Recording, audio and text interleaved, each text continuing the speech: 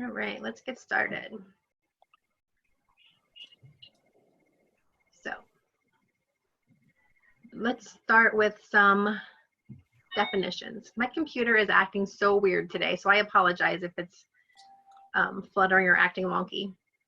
So let's start with some definitions. We know that we have ocular and neurological visual impairments and deaf blindness. And so for low vision, our definition is going to be a severe reduction in vision that cannot be corrected with standard glasses or contact lenses and impedes your child's ability to complete tasks in the same way that their peers with typical vision do. When we think about blindness, oh my goodness. we are going to use a legal definition, which is a child's best corrected central acuity of 2200 or worse in their best eye, or a visual field reduction, a visual field of no greater than 20 degrees. When we talk about CVI, we're thinking about visual impairment due to neurological trauma or conditions that affect the parts of the brain that interpret visual information.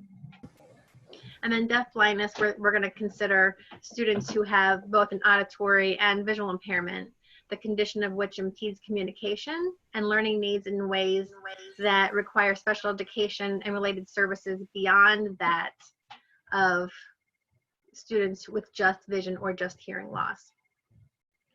And then when we think about these activities that we're going to have today, remember that they're kind of a general outline. And so when you do these with your child or with your student, remember that you'll need to make the adaptations according to their specific score on the CVI range, their acuity, and to their specific form of communication.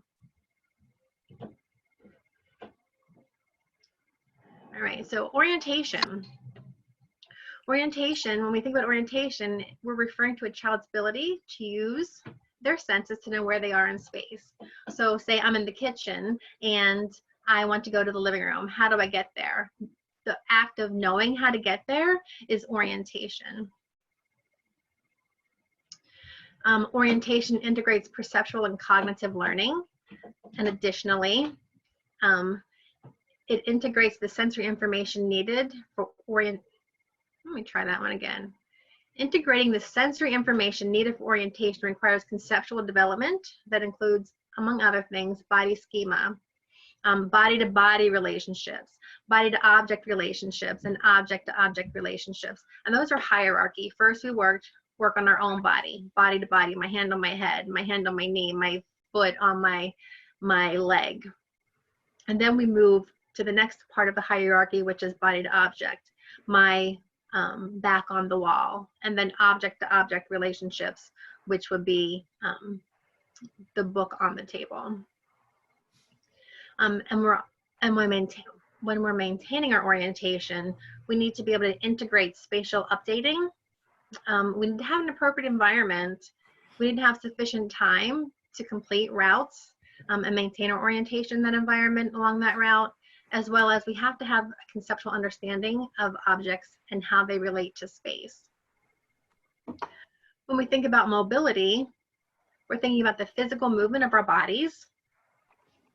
And we want our children, we want our students to move safely and efficiently through space.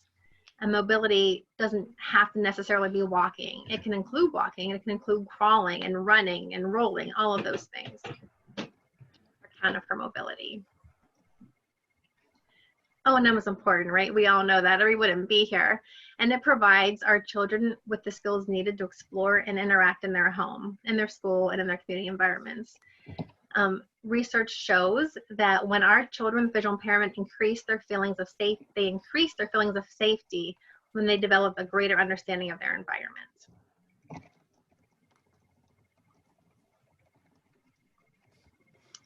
And of course, the importance of family. So opera singer Andrea Bocelli, he was asked, why are you the person you are today? And his response was, I had an extremely dedicated family. I had resources early on. I never grew up thinking that I couldn't do the things that I wanted to do. And that is a testament to our families who are so invested in their children, and the same for professionals. But Joe Cutter from National Federation of the Blind, He says that parents and caregivers are the ones who set the stage for play of movement. Because in the beginning, our play is centered around movement. And Joe says in the early years, parents engage in a variety of play activities with their children. The importance of play cannot be overemphasized. Play is fundamental to being human. Fun is play. Fun and play is a child's form of work and getting the job done, of acting on the world and reaping the rewards from it. I'm going to show you this little video, hopefully, fingers crossed that it works, about what children who have disabilities say about their parents and the importance of their parents.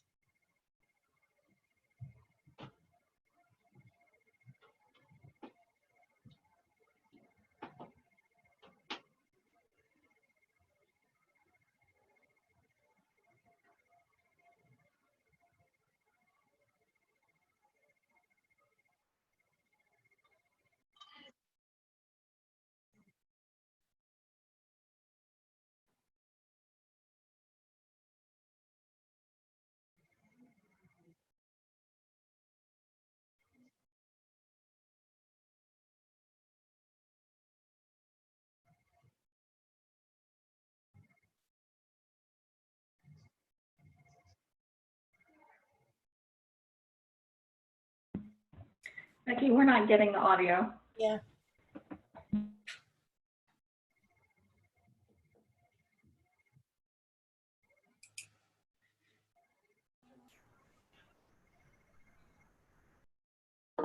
We can't hear the video. Huh. Well, I don't know how to fix that.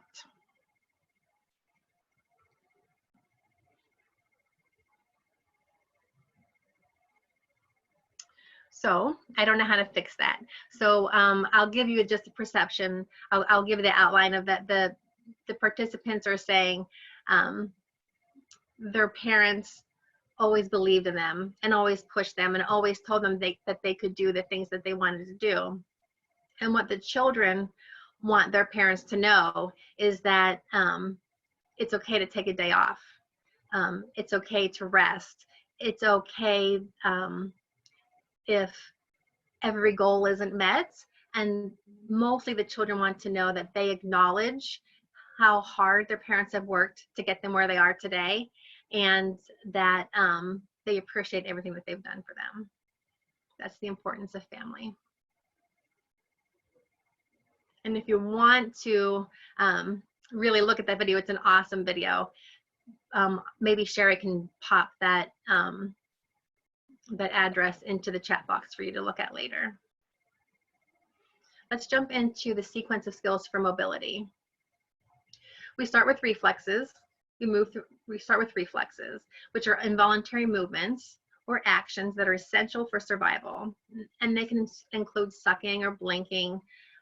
They can include hiccuping. And these reflexes are innate, and then they're shaped into more physical actions. And then we go on to motor development, which is head control and rolling and sitting and standing. It's cruising and walking and running. And we continue to shape and refine the motor skills through repetition and intentionality.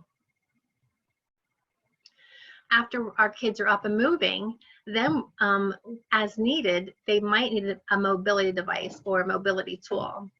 And these can be wheelchairs or walkers. They can be ride-on toys or push toys like those lawnmowers or those shopping carts. It could be a white cane. It could be an adaptive mobility device, or it could be a really cool belted toddle cane. And then we're going to move on to routes. After we're walking and we're using the tools needed, we're going to think about routes, getting from not necessarily the thinking about, but the actual physical movement of moving from one place to another, moving with purpose and moving with intentionality. And all of this leads our children into greater confidence. Independent mobility helps children create a positive self-image. They're like, yes, I can do this. Independent mobility helps our children build autonomy. And they think, yes, not only can I do this, but I can do this by myself. Independent mobility fosters curiosity and resilience, and independent mobility supports a child's ability for social interaction and social activities. And of course, we know that there are children and adults who need physical assistance moving from one space to the next. However, that doesn't mean that they wouldn't benefit from participating in O&M and O&M activities. Let's think about the sequence of skills for orientation. And we talked about this slightly before about how orientation is a hierarchy where we start with our own body, understanding our own body. Then we need to understand the space that's outside of our own bodies and our own immediate space, which might be their own bedroom or their kitchen or their house or their grandparents' house, familiar spaces. And then we move on to spatial understanding of the larger environments, which might be stores or places of worship. It might be small businesses and large business districts. It might be residential areas or farms or schools and zoos and parks, all of those spaces that are beyond our familiar immediate space. And not only for the larger environments do we need to understand the environment, we need to understand the context of each setting. So what would I do in a place of worship, or what would I do on a farm or in a park or in a school? What is the context of those settings? And we need to understand the contents of each of those settings. And that is from Tana Anthony, and she is from the Texas School for the Blind and Visually Impaired. Let's for a second talk about prompting and encouragement, because that all falls into the activities that we're going to want to do with our children or our students. I'm a huge proponent of the Say, Show, Do model. We want to ask your child or tell your child what you want for them. And that could be, let's make chocolate milk. Let's squeeze the chocolate sauce into your milk and stir. And so we give the direction, and then we wait. And if they have difficulty or they can't quite do it, then we're going to show them what we want them to do. And we're going to take the chocolate and squeeze it into the milk, and we're going to stir it, and we're going to say, here, squeeze the chocolate and stir like this. We're going to model for them what we want.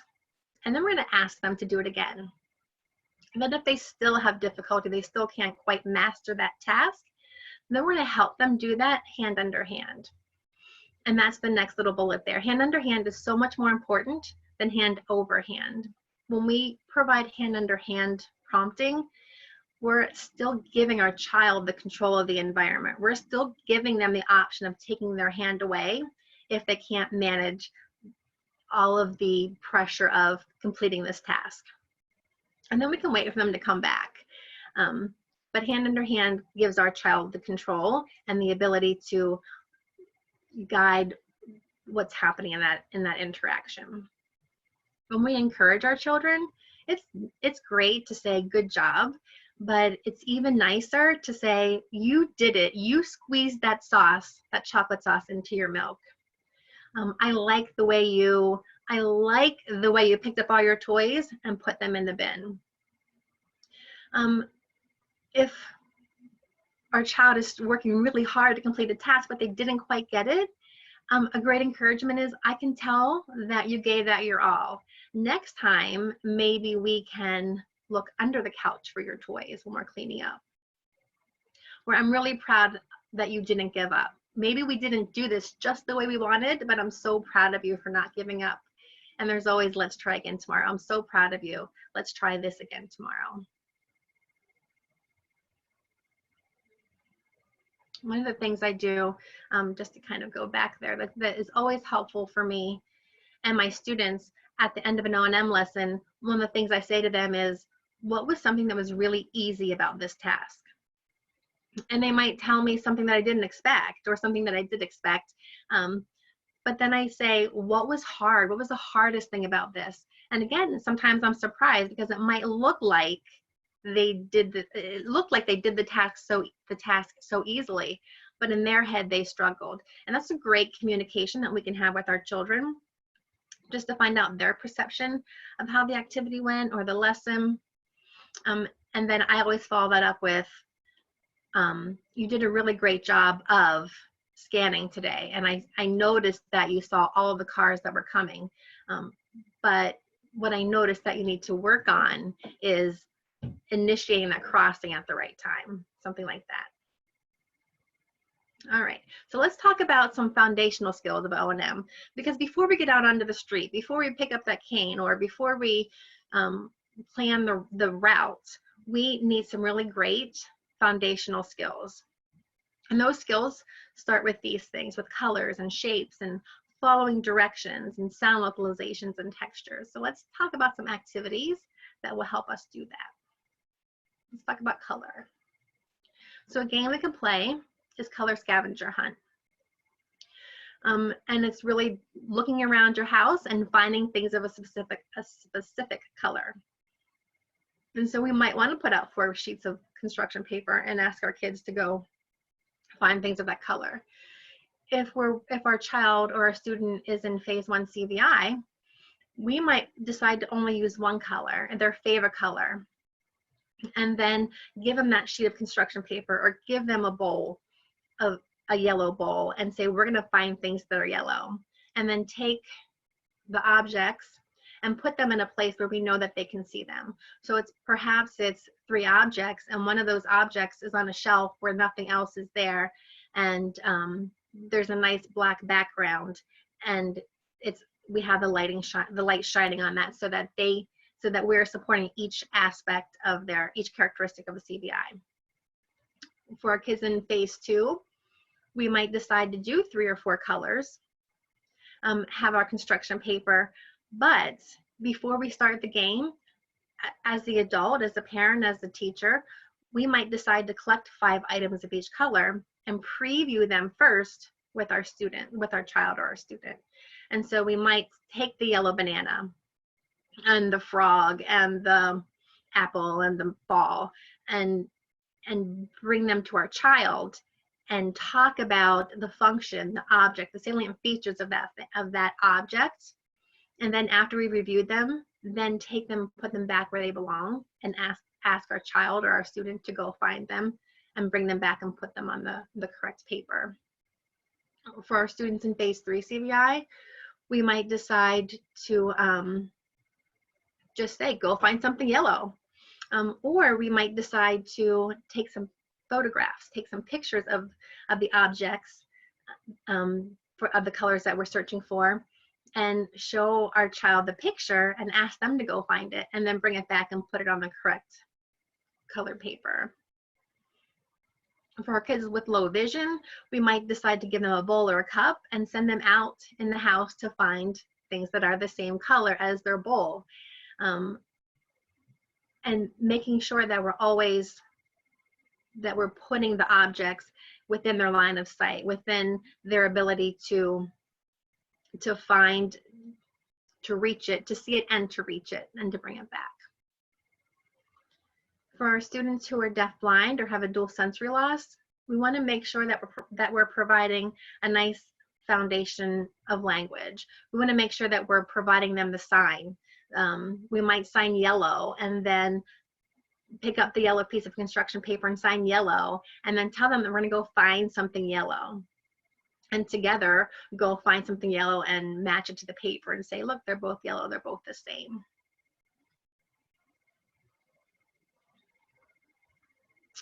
We might decide to do a color hop, aka hopscotch with colors.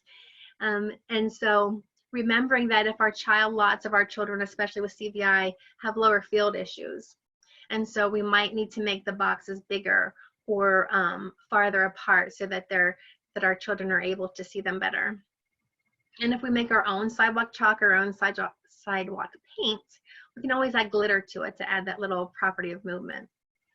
And so for our kiddos in phase 1 CVI, we might decide to just use one color, just use all yellow or all red, whatever their preferred color is, and ask them to follow the line, follow the red line, follow the yellow line, in whatever way it is that they move. For our kids in phase 2, we might use 3 or 4 colors. We might ask them to identify or recognize the color, maybe recognize the color, let's step on the box that is blue, and then give them the color name and ask them to step on it. Or we might give them cards, index cards with the same colors on them, and give them the card and ask them to find the one that is the same. Jump or hop onto the one that is the same. And then for our kids in phase 3 CVI, we might use a variety of colors, a variety of cards or spinners that match the grid on the hopscotch board, and ask our child in phase 3 to identify that color and then hop onto that color, or identify that color and find a block that is different, that is not the same. So if they pull a yellow card, they have to find any block that is not yellow. For students with low vision, we might decide, for kids with low vision, we want to use bright colors. We want to use colors that are in high contrast to the ground. And same goes with the cards or the spinners. We want them to be bright colors and a high contrast. And again, for our students with dual sensory loss, we're going to model a lot of language, a lot of the color signs. We're going to model the action that we want them to do. So we might pull a yellow card, sign yellow, and then jump onto the yellow square.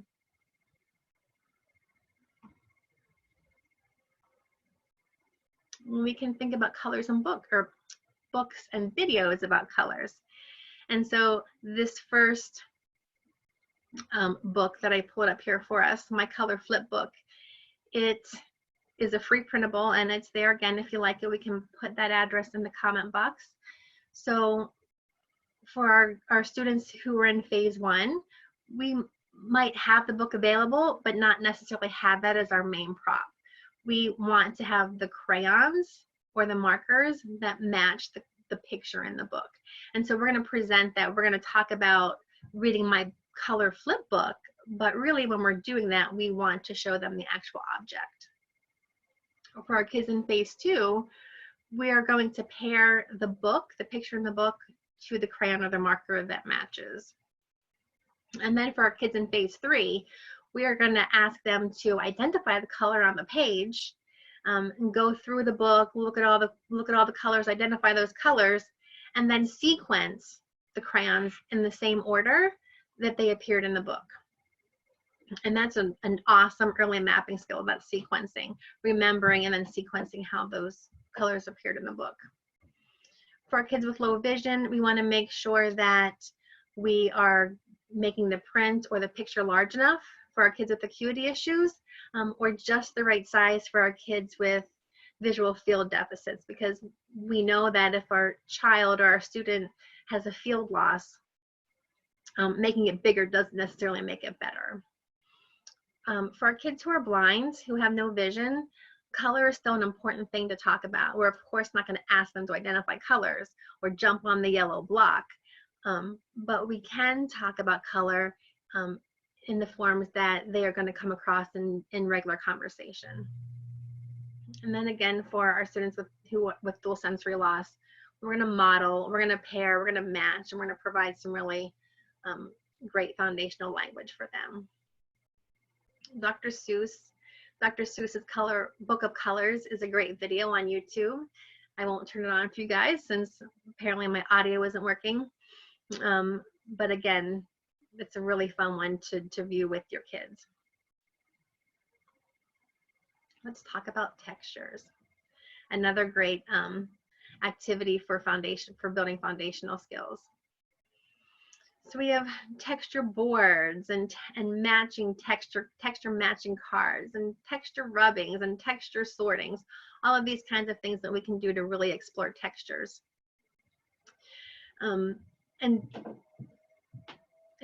Perhaps I should have prefaced all of this with colors and textures and sounds and shapes.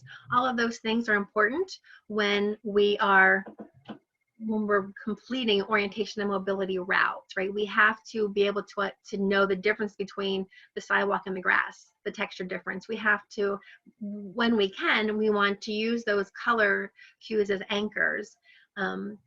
We want to know that we've passed the building with the big round windows in the front. All of those things are important for orientation and mobility for that reason. All right, so back to textures. So for our kids, if we wanted to make a texture board for our student or our child with CVI in phase 1, we might use a variety of textures, but just one color. So we might find a whole bunch of things that are green and put them on our texture board, understanding that when our child is exploring this textually, they're not going to look at it. So we want to give them the board, let them feel it. We want to wait until they're finished exploring and then show it to them. We want them to look at it, and then we want to describe it. We want to tell them what those textures are. But understanding that for our kids in phase 1, we need to layer the way we do that and provide those senses individually. For our kids in phase 2, perhaps we will name the texture and ask them to find it. Find the texture that is rough or smooth, etc. And we don't necessarily need to limit our board to just one color. We can use 3 or 4 or 5 colors depending on your child. In phase 3, we might ask our students to match or sort or identify the textures on the board. And again, for our children with dual sensory loss, we are going to ask them to feel this rough texture, make sure we're providing really great language for them, and ask them to find one that's the same or find one that's different.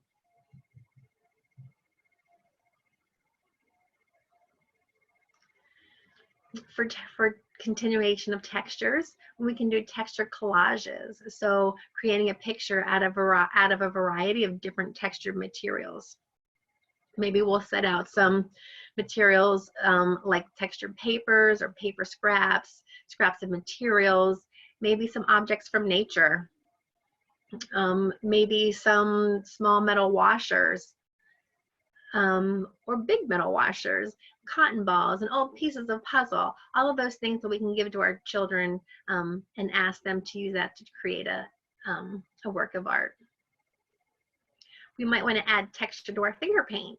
So take that finger paint and add some rice or add some beans or add some sand so that it makes it a different texture for them to play with. Or perhaps we'll just take our finger paint and paint over the bubble wrap or over the egg carton, things that are all different textures so that we're teaching our kids how to really identify and recognize changes in textured surfaces. And it's great pre-brow skills too.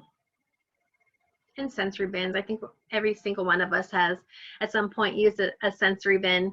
I love the metal wands. And so you could use a bin of rice and then use the little metal discs that go with them and just put in the red ones for our kids in phase 1 CVI or whatever their preferred color is. We can ask our kids to sort through and find just the blue pom-poms, or we can kind of pop their favorite toys into the bottom of a bin of beans and ask them to sort through and find their favorite toy.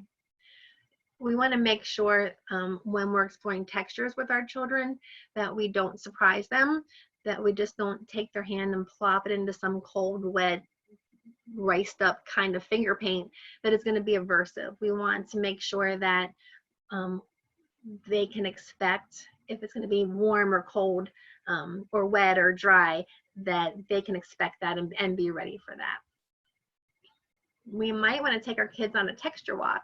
And so outside that, we have a big, huge nature-filled variety. But if we do that inside, we might take some carpet squares or some blankets or some egg crates and make a texture walk. And if we do it in a circle, we can, and we do a repeating pattern, and we get to the blanket, we might be able to say to our student, what's coming next? If we went carpet square, egg crate, grass, blanket, and we do that several times, what comes next? Or what did we just what did we just leave? So we're talking about before and after and anticipating and identifying those different textures under our feet. We can also have textured snacks and just really build that language of bumpy, like rice pudding has lumps in it, or fruit snacks are gummy and chewy, and bubble gum is sticky after we chew it, but before we chew it, it's kind of hard.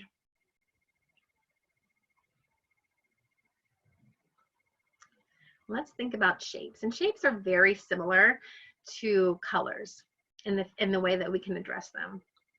So again, we're going to see the shape hop, right, really close to our color hop, and we're going to do the same thing. We're going to just put out these different shapes and have some cards or some spinners, and we're going to ask our child to find the shape that we're identifying.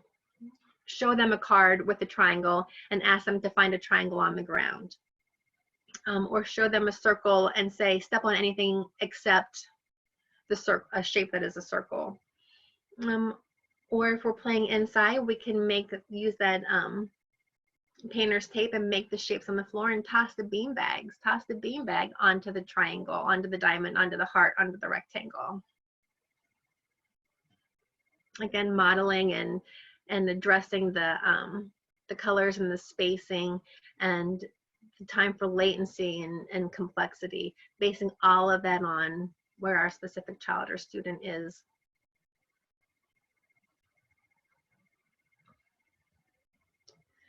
And shapes. And this is these are great activities for our students, especially in phase 1. So we see that we have the light box or a light tablet, and we have just the shape illuminated on that tablet. So we can talk about a cube. This cube is red, but you can see that we have everything on the light box covered except for the shape of this. So the light is illuminating the cube or the cylinder or the sphere. And we can talk about that, ask our child to look. After they look, explore it tactually, describe the salient features of those shapes. And then for our kids who are able to use a shape sorter, we can see here that we have the red cube, and the space for the red cube is highlighted with the red tape there. Let's think about following directions. Another great foundational skill that's not just great for O&M, but great for everybody. Following directions. For following directions, we have lots of activities that we can do. Simon Says is universal, right? Everybody knows about Simon Says.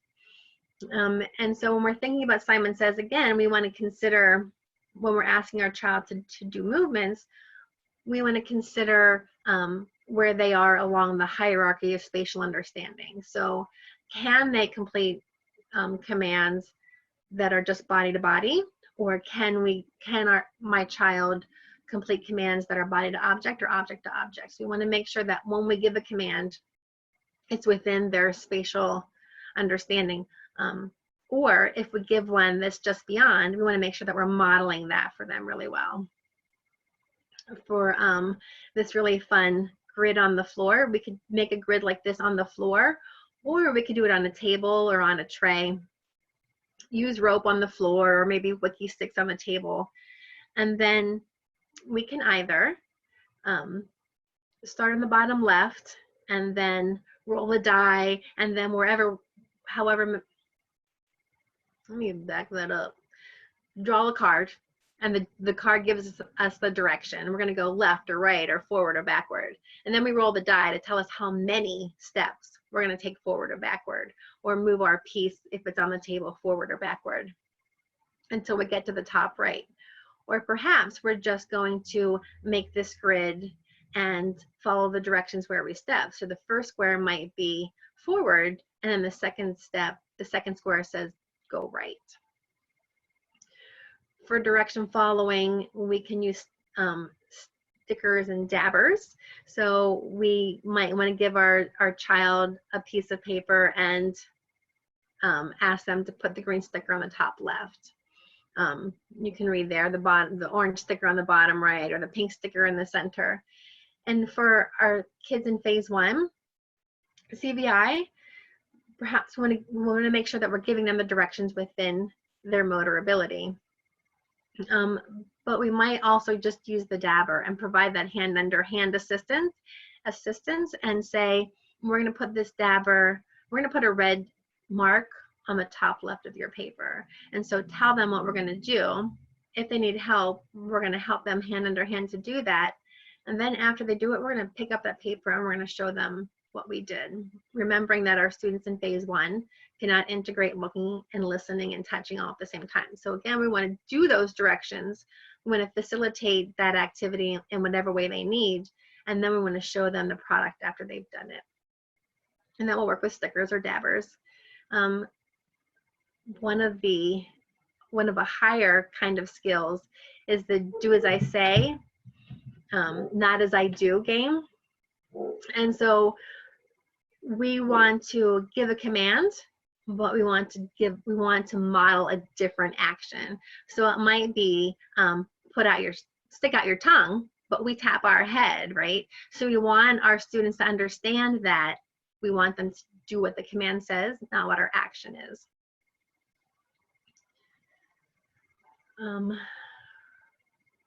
Make sure I didn't miss anything here on my notes.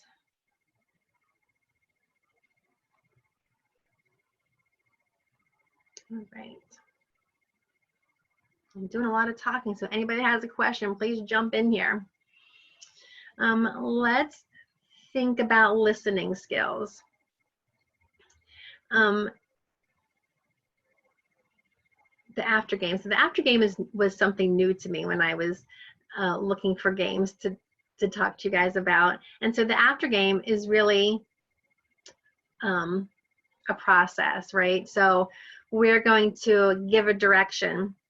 We're going to have a list of activities. And so each child is given an activity, but they have to listen for the activity that came before them. So for example, after somebody runs in place, stand up and jump 3 times. So we have to be listening for what happens before us so that we know when it's our turn to do something. And we can give our children a piece of paper stating what their action is, or we can tell them what their action is.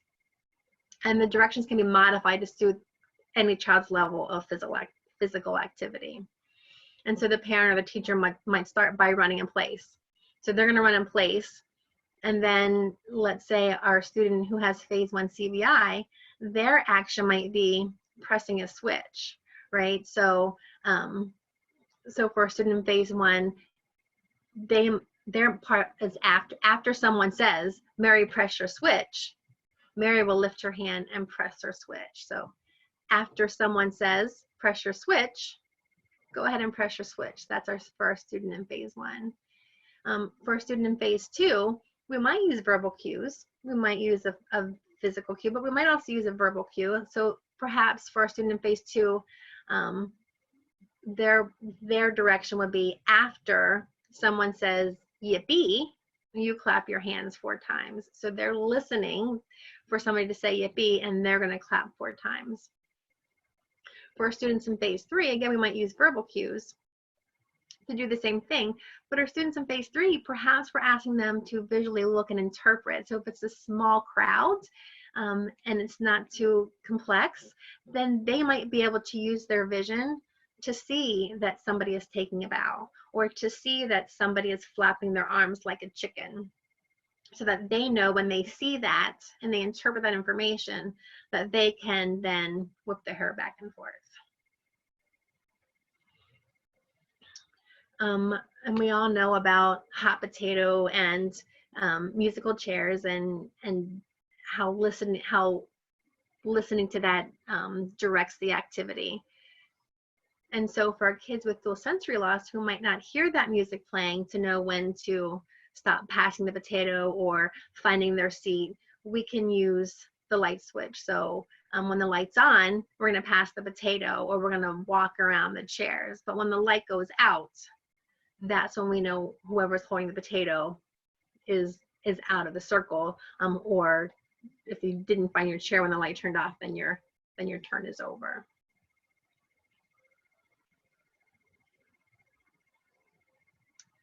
All right, sound localization. Again, for our kids with dual sensory loss, this is difficult for them perhaps. But if they have some hearing, then we might be able to use a drum or something, some loud environmental sound. For our kids in phase 1, we might use a familiar adult who calls their name. And perhaps that adult is wearing their favorite colored shirt. So if mom says, Susie, look for me, and then mom is standing in Susie's preferred visual field, Susie can turn to that sound and find mom. For our kids in phase 2, perhaps we place the sound source in an area with low complexity. We want to place that sound source in an area of low complexity, and then have the sound go off and ask them to find it. I've used my iPad connected to a speaker so that I can control that sound turning on or off. Musical toys, or those lovely beeping Easter eggs, all of those, or the beeping balls, all of those can be used as a sound source to ask our child to find them. We want to make sure that we're placing them within their within areas that support their vision, making sure that it's not too high or too low for them, and that they can reach it when they find it.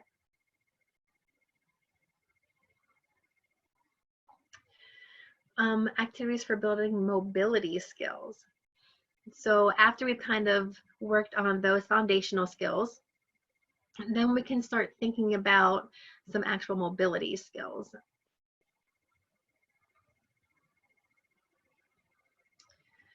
When we're helping our children or our students be mobile, we want to make sure that we're using great technique. And so if we decide that this part of our activity is going to use some human guide, then we want to make sure that we're using the right human guide. And so when it's somebody who is the same height, if we have children working together, or you know, a tall child and a short adult, we want to have them grabbing right above the elbow. So we make the C shape with our arm, with our hand, and then we take the arm right above the elbow of the person who's guiding us. When we have somebody who's really taller than us, then they might feel more comfortable placing their arm on your shoulder, their hand on your shoulder, and feeling your movement from there. And if we have a small child and a larger adult, then they're going to grab, again, make the C cup with your hand and grab right at the wrist. And the person who is guiding, they're about half a step in front of the person to whom they are guiding. And I put up this really funny caption here of the person pushing the visually impaired person across the street or up the street. We know that that's not how it's done, and that takes away all the power of our students and our children. Trailing is another skill that our children who are mobile use, or children who are being pushed in their wheelchairs have the ability to really trail. And so we see our little friend here in his walker trailing the wall. And so perhaps he's trailing that wall to the end, to the corner where the wall ends, because he knows that he's going to turn right, or he knows that when he reaches the end of that hallway that he crosses the open space, and that's where he'll find the water fountain. We see this cute little cricket here in the middle. She's cruising along, but she's using that table to trail her way to the end, and she knows when she reaches the end, she either needs to turn around and go back, or if she's unable to walk independently, to kind of drop down and crawl. And the last picture just shows you the correct way to trail. You want to make sure your fingers are cupped, because if they're sticking out and you reach a door jamb, you might jam them up a little bit. So this is another example of how our children and our students can be more independent and use their mobility more independently by trailing. Part of mobility might be cane skills. We might need our children to use canes or adaptive mobility as a form of safe travel. And so we see our first little friend here, she's using one of those push toys. And that push toy, this push toy in particular, gives a little physical support.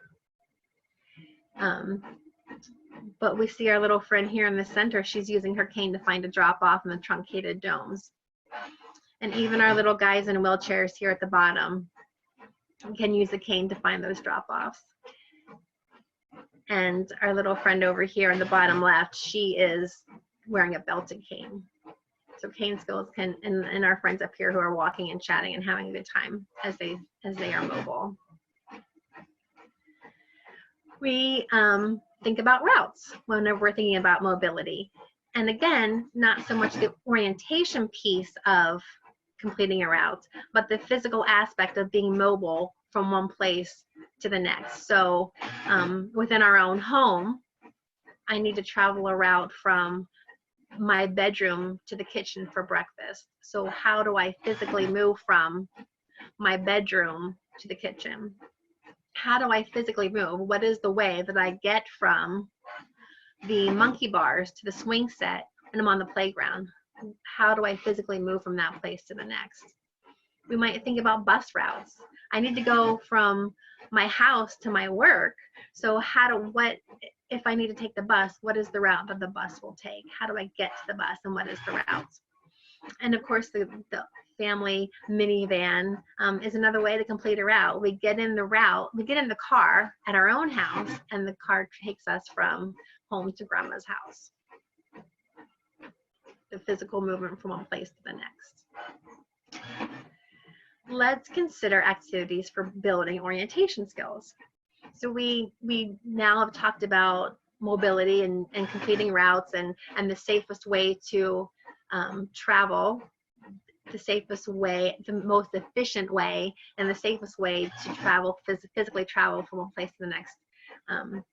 Let's talk about maintaining our orientation and some activities that we can do to build those concepts. So again, let's think about spatial concepts. And we'll just review that our spatial concepts are built in a hierarchy from body to body to body to object to object to object. And so one of the things that we might do early on is head and shoulders, knees and toes, right? It's a great song. Everybody knows it, and you can add in your eyes and your ears and your mouth and your nose and any other body part that you want, and your child can touch that on themselves. Maybe for our kids in phase 1 CVI, they might want to wear some bright gloves, right? When they're looking at their hands, we're just asking them to look at their hands. So maybe they'll wear some gloves or some nice bright shoes. Or if you're happy, clap your hands. So again, you're creating this activity where we're using our own body to touch our own body, our hands and our feet and our legs. Then we take and build that into body to object. And so we might want to crawl in the tube so that in the tunnel, so that we're inside the tent. We can be in the tent, we can be out of the tent, we can be behind the tent or next to the tent. We can go up the stairs and down the slide. Our bodies can go under the slide. We can use hula hoops, and we can be inside the hula hoop and outside the hula hoop. We can be under the hula hoop and over the hula hoop. All of those great spatial concepts and words that we need to use for travel. The second part of that hierarchy is ourself in relation to that object. And then we're going to move on to object. And so we might ask our child to put the red block on top of the yellow block, or the green block behind the orange block, or the pencil on the book, or the book on the table, or the book under our chair.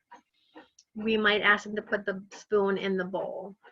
We might hide their favorite objects, right? When we're to this object to object part of our spatial hierarchy, we might take their favorite objects and hide them, and then use a game for them to find it, giving them directions. So we might say, I know you're looking for your favorite stuffed animal, and it is behind that thing that you sleep on every night. Or it is next to the TV, or it is under your favorite blanket. And again, for our kids with dual sensory loss or who are blind, we're going to need to use touch cues, and we're going to need to do a lot of modeling and reinforcing for those.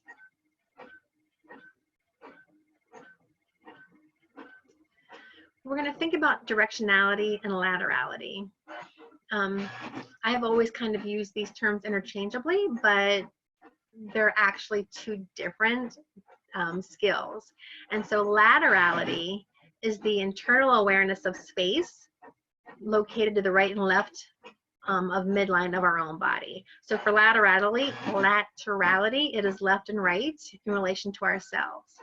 It is the internal awareness of both your left and right sides of your body working together and in opposition to each other.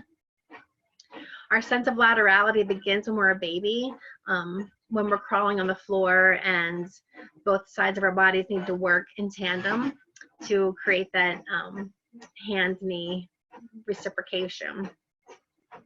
Directionality takes this awareness of left and right and it expands it a step further.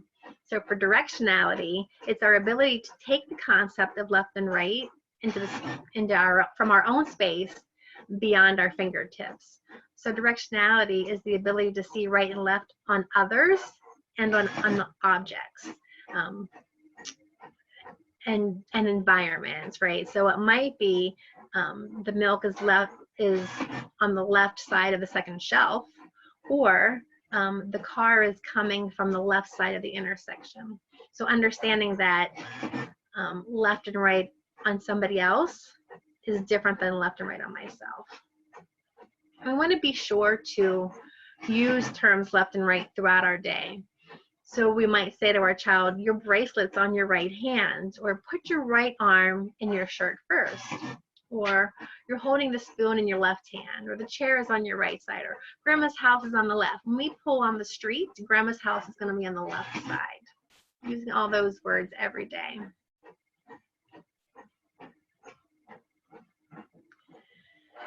Cardinal directions. Cardinal directions are again a bit of a higher level, a higher concept part of orientation and mobility. And we might want to start cardinal directions with a game where we can write north, south, east, and west on paper, and perhaps color code it and put them up in our house, in a room, or even outside on a post or something, and so that the north, south, east, and west match the actual cardinal directions. And then we find a card, and then we draw a card that says hop 5 times to the north, or take 3 steps to the west. And so the cards, as you can see in our picture here, the cards might be color coded so that when we're going to hop 3 times to the west, it's on a green card, and south is on a red card, and north is on a black card, so that we have that additional color cue. And that can get us started on initiating the skill of teaching cardinal directions. I have 2 really cute videos here that I won't show you, but the video of the gentleman here with our map, he's talking about how in the video they talk about how you can choose a central location, and then from that location think about the things that are north, south, east, or west, and take a picture of that and put that on the map around your central location. So let's say the central location is school. North of the school is the farm where his grandparents lived, and south of the school is the zoo, and east of the school is the ocean, and west of the school is the playground. And so when we leave school and we're talking about which way we're going, we might say that home is north. We're going to travel north on Route 15 to get home, or we're going to travel south on Route 895 when we go to the zoo, or we're going to travel west when we go to the park. All of those things, incorporating those terms into our travel. And then the sun is an activity where in the video they talk about using the sun in the morning as your form of reference for east and how it changes. It's a little song that talks about how it changes throughout the day, the position of the sun. We want to think about landmarks and clues or cues, and how we can use those to maintain our orientation and to help us maintain our orientation and know when we're going on the right way on our route. And we want to make the landmarks for our kids with CVI. We want to specifically and intentionally choose and adapt landmarks according to their CVI needs. So we might put a red pom-pom on the door or a shiny strip on the corner where we turn. The definition of a clue on our route is going to be temporary. It's temporary information that is sometimes there and sometimes not there, but it's there enough that it's a hint about what's coming up. A landmark, on the other hand, a landmark is permanent and it's unique, and we're always going to find it in the same place.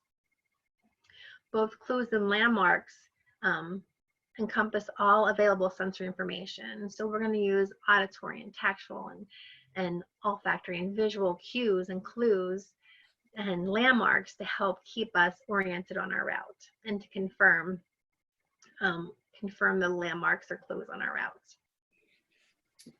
Becky, it is about 2 minutes until 4. Ah, okay. And I believe you are over at 4. But I don't want to stop you. You can keep going, but I know some people are probably going to need to sign off at 4. So how about if I put the poll up for everyone to fill out? If you do have to leave, please fill in the poll before you leave. And Becky, if you want to just keep going. Okay, thanks, Sherry. All right, so let's think about landmarks and clues for indoors. So a tactile clue, a tactile landmark for indoors might be a tile floor. So if in your child's bedroom you have carpeting, but in the kitchen you have tiles, that's a tactile landmark for them, knowing that I am going from my bedroom and I'll know I'm in the kitchen when the carpet ends and the tiled floor picks up. But a clue might be a throw rug. So the throw rug might be in front of the couch and it's usually there. But if you have an ornery dog like I have, then you might not find that throw rug there every day because it's been pulled away by the dog. So that would be a clue. It's there most of the time, but not always. An auditory indoor landmark might be the humming of a refrigerator. You go into the kitchen and you hear that refrigerator humming. And a clue might be the microwave, because while the microwave is in the kitchen and it has a distinct and unique sound, you'll only hear that sound when somebody's using the microwave. An indoor landmark might be the bright floor in the kitchen. Again, if you have tile in the kitchen, that's a nice bright color, different from the flooring that's in the living room, then that's a nice landmark. That's a nice visual landmark. But the light shining in the kitchen window is a clue, because at night that light's not going to be shining in there. The sun's not going to be shining at night. Or on a cloudy day, that light might not be there. So that's a clue. For olfactory, I think olfactory, my own personal is that olfactories are clues because they might not always be there. The bathroom has a certain smell. The kitchen has a certain smell. But we might not always be frying onions in the kitchen for that clue. For temperature, again, you might find tile on the floor is cool, but that can't necessarily be a landmark unless you're always in your bare feet, because if you're wearing socks or shoes, you're not going to feel that temperature change from the floor, from the changes in floor surfaces.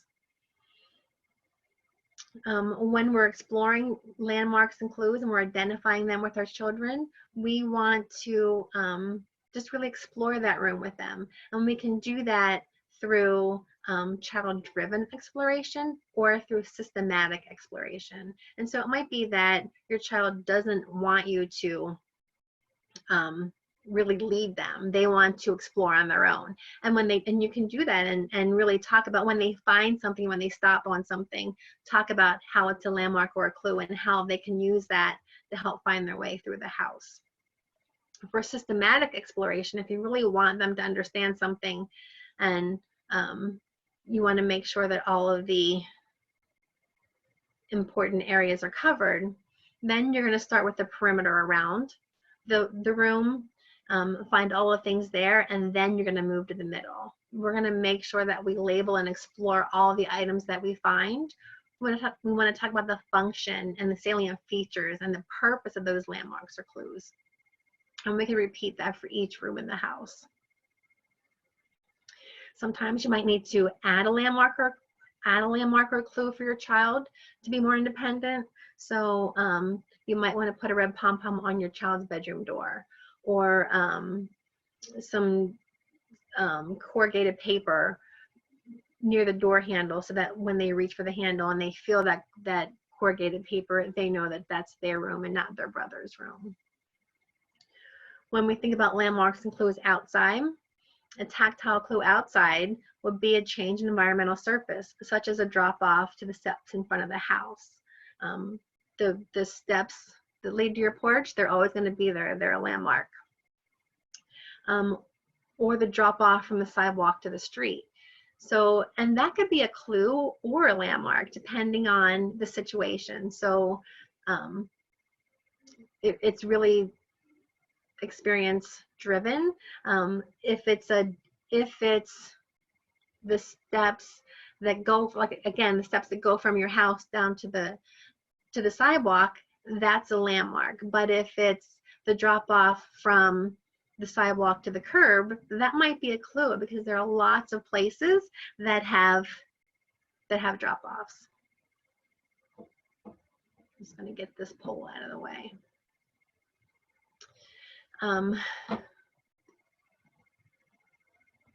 For olfactory, when we're outdoors, the humming of the ice machine, like outside of Sheetz or Royal Farm, that ice machine is usually running because it has to keep the ice cold when it's outside.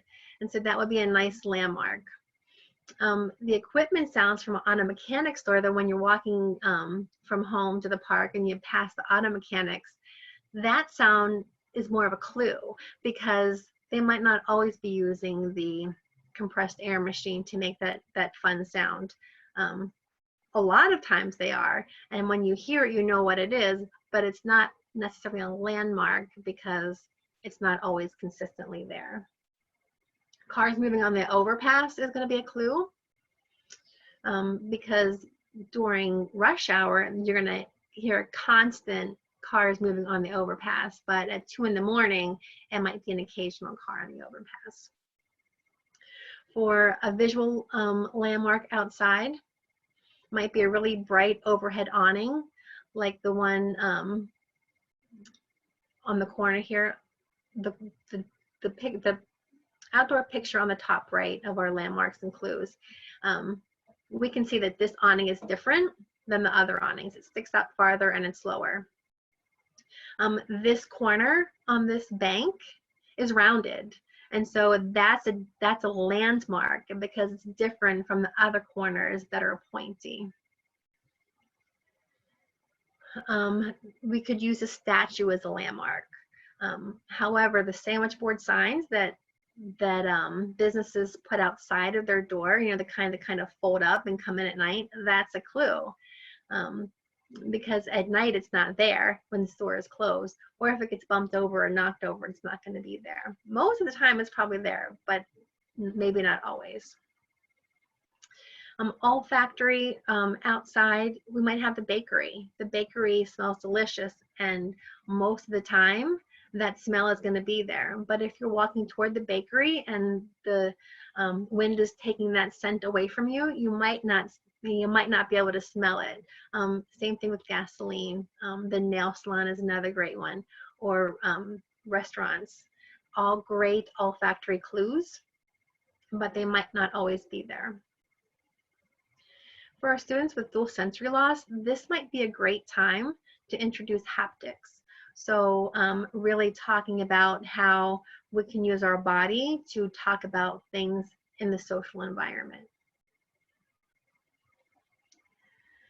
And then temperature.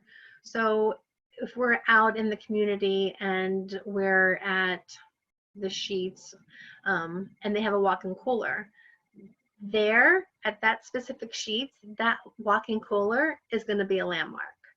But at the grocery store, where there are rows and rows and rows of coolers that open, then that's going to be more of a clue.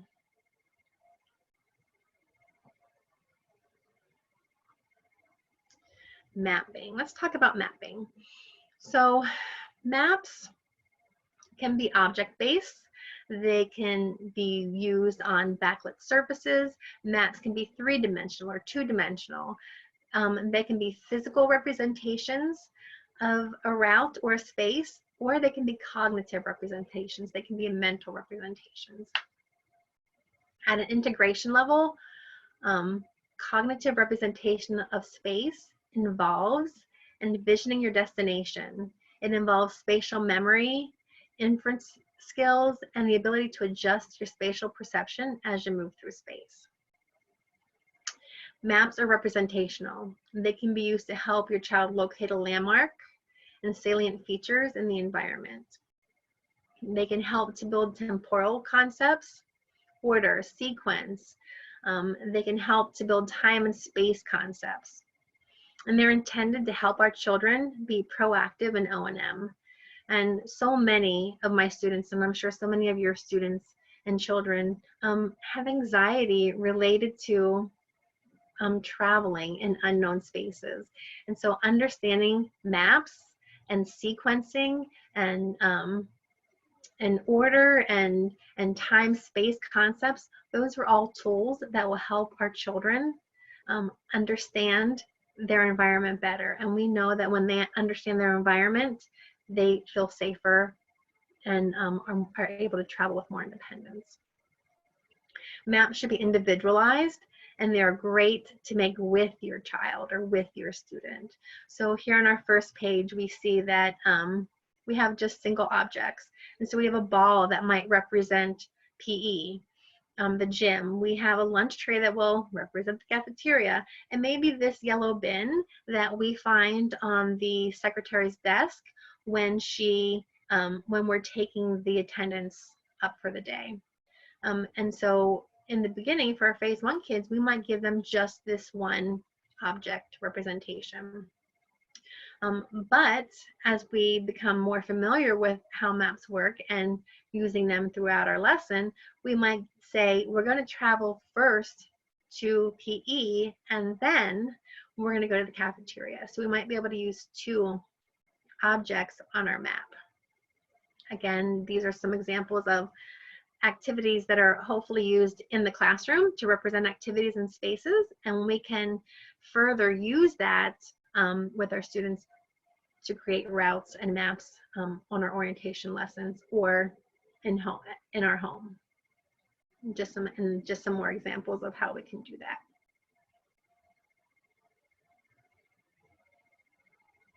Here we have tactile maps. Our first map up here on the left is a tactile map that was created of a school. And so the student helped to make this, and in the process of making it, they are more apt to understanding how it's set up. And we have a commercially made map of a school. Has the Braille and the different types of textures on it for our students. Again, other commercially produced maps of outdoors and an office building. And every TVI and comms friend is the Picture Maker kit. It allows us to make those maps with the students and vary and reuse it again on different lessons. And here we have multimedia and print maps, 2D maps. the first map is something that the student made and the child made, and they were able to color in the spaces that were important to them and add the building. So a multimedia map. Our second map is just a simple, very play map that we might want to use with our student with CVI. The star representing where we left our car, and then the smiley face representing where the water fountain is, where we like to stop to get a drink, and then the X being the duck pond, where we like to feed the ducks. Duck food, of course, and never bread, as all the signs say. We have the pre-made maps, our little town map, where we can start talking about map keys and asking our students to look at the key and find that picture within the map, and then using a representation of themselves of how they would travel from the post office to the library.